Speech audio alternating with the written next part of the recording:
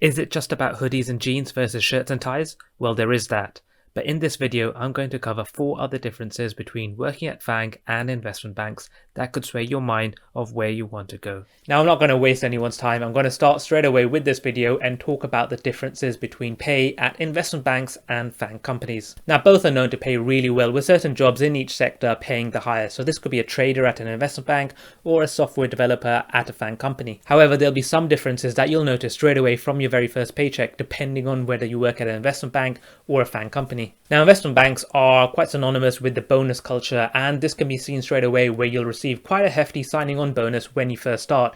You'll get this in your first salary. Now, in FAANG companies, you'll also get a signing on bonus. However, it'll normally be split between some of it received in your first year and some of it received in your second or even third year. Even bonuses that you receive for job referrals, these can differ between those working at investment banks and those working at the FAANG companies. Now, job referrals are where you've put someone forward that you know for a job vacancy that currently exists. They successfully pass the interview stage and take up the offer.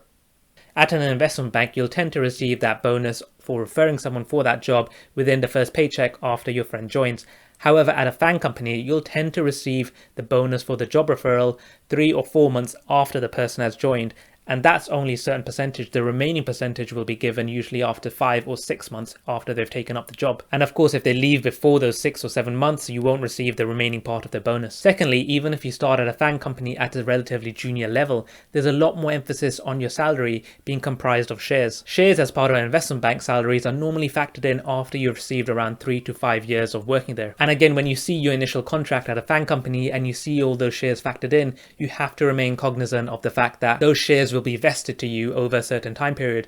So you might receive some of those shares in the first year, although it'll tend to be a very, very small amount. Some of it in your second year, and the majority of your shares as part of your contract that you first started on will be received in your third year. Now, the shares that you received in your third year could actually be worth a lot more than they were worth when you originally joined, meaning you pretty much got a higher salary. However, they could easily be worth a lot lower as well, meaning you got a pay decrease. And of course, if you leave before the stocks vest for you, then you won't receive them.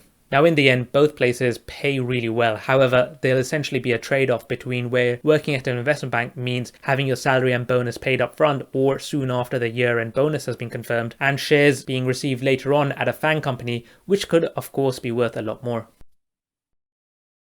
When it comes to promotions, the promotion process is a lot quicker and less rigid at FAANG companies compared to investment banks, especially at the earlier stage of your career. However, investment banks have changed in the past few years, where they've reduced the number of years required to be considered for promotion. The big difference between the two is that in investment banks, you know the career path and you know exactly how to get there. The career path in investment banks has been in place for 50, 60, even 100 years in some cases. You know exactly the skills required to get to those positions, and there's a clear promotion route. Whereas in FAANG companies, it's a little less obvious, especially as you progress through your career. You have to remember that FAANG companies have only been around for a fraction of the time that investment banks have been around, and as such, there's no traditional path to follow there. Moreover, it's quite rare to see people for more than 5 or 10 years at FAANG companies. When it comes to promotion and the ambiguity of FAANG companies compared to investment banks, we're not necessarily talking about those strange titles that you see for some people working at FAANG companies. But because there's less people who've done your potential future career path, it's not always obvious who to turn to or what route you should take, especially when it comes to looking at the number of people who could give advice and experience at investment banks. This makes it a lot harder to network effectively or know what the routes are, especially if you want to change team. Each team might have its own structure at a FAANG company, whereas in investment banks, there are pretty generic structures regardless of the team or investment banks that you work in. If you're liking me sharing these experiences with you, then make sure you subscribe to the channel and also leave a comment. I'd love to hear what you want to know more about of working at either investment banks or FAANG companies. Now, when it comes to work, I do have to say that at FAANG companies, the work that you do is a lot more fast-paced than they are at investment banks. When you're working at a FAANG company, every week you'll come across emails about new product launches, changes to existing projects, or new features that the FAANG company has just released. And to be fair, this is essentially the role of FAANG companies. Regardless of what kind of role you work at those companies, it's a tech company at the end of the day, and this is the whole point of tech companies, to remain fast and nimble and make changes at great speed. Compared to investment banks, and this is the nature of investment banks, you work on a lot more bigger projects and bigger deals, but they take longer to complete. Now, I'm not questioning how long it should take to do an M&A deal or launch an IPO. These things do take quite a lot of time to do. From the due diligence, legal opinions, as well as the negotiation aspect, it's normal that these things do take quite a lot of time to complete.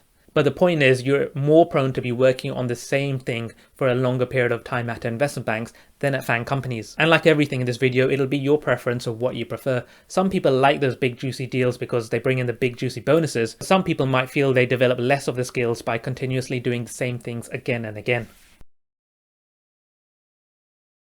Now, having worked in several different roles at investment banks, I can say the culture is very team specific. And in a way, that's great. You can experience a lot of different cultures and experience a lot of different ways and ideas that you should go around doing your work. This compared to the FAANG company, where the culture is normally determined by the company itself rather than individual teams. Of course, when it comes to FAANGs, from the cultural aspect, there's a lot less bureaucracy, a lot more informal communication, a lot more ability to work remotely, or at least have the discussions to work remotely. But one of the ways that's quite interesting when it comes to culture is the people that they hire at investment banks and FAANG companies. From my peers that I've seen at both places, investment banks select from a very narrow pool of candidates for the majority of the positions. These tend to be Ivy League students from the US or Russell Group students from the UK. And of course, I'm not bashing these people. These people are really well qualified in what they apply for. And FAANGs, of course, consider people from the top unis. However, there's a lot more diversity in the backgrounds of the candidates, from the universities to also having formal and informal education. Investment banks have actually recognized this in recent years, and there's a lot more emphasis by them to have a lot of different programs where they're attracting people from a much wider candidate pool, so focusing on ethnicities, family background, as well as formal and informal education. Of course, there's no getting around the big fact, as I said at the beginning of this point, that the culture at FAANG companies is less corporate and much less formal compared to investment banks. Some people like it and some people don't. Culture is very different to explain because at the end of the day, everyone will reciprocate to the culture depending on their own inhibitions. At the end of the day, when you're considering where to work and you're looking at the work, pay, culture, promotion criteria, whatever role you do will be very intense. These companies are all at the cutting edge of what they do for their customers, and they don't want to lose their competitive advantage, which is to work on the biggest, best and market leading activities. So whether you decide to work at an investment bank or a FAANG company, all of these points should be in your decision making process before deciding on your final yes or no decision. Hopefully you found all of these points interesting and useful in your decision making process, and I'll see you all in the next video.